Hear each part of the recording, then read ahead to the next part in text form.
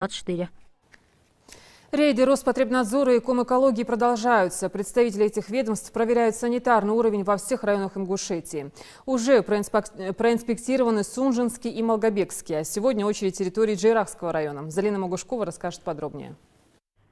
Эти два многоквартирных дома построены в 2002 году, но последние 5 лет канализационные стоки из этих зданий, по словам специалистов Комитета по экологии и природным ресурсам, не уходят на очистные сооружения, а просто выливаются в почву и в случае обильных дождей могут смываться прямо в реку Арымхи. Почему эту проблему не могут решить целых 5 лет, не совсем ясно. Подведомственный материал был направлен в Росприроднадзор для принятия дальнейших мер административного воздействия. По нашей информации уже идет работа в этом направлении. Подключился Роспотребнадзор. В ближайшем будущем виновные лица будут привлечены к административной ответственности. Но, как мы знаем, наложение штрафов, это все это как бы у нас не приводит к устранению самого нарушения. Цель данной рабочей группы – это выработка управленческих решений по устранению данного вида нарушений. В администрации сельского поселения Джейрах говорят, что совсем скоро у них начнется строительство инвестиционного жилого дома.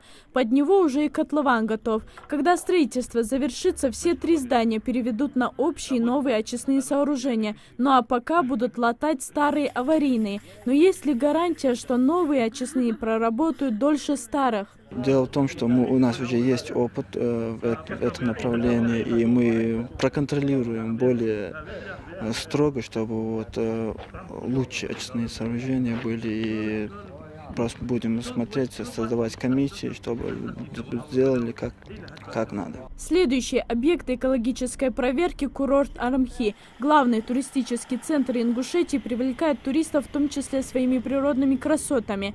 И, казалось, должен первым переживать за экологию горной Ингушетии. Но и здесь нечистоты текут прямо в почву под корни вековых сосен. Мы планируем реконструировать, полную реконструкцию сделать капитальную очистных сооружений, так как они со времен строительства Лока, со времен как его построили, с тех пор они ни реконструкции не было, ни ремонта не было.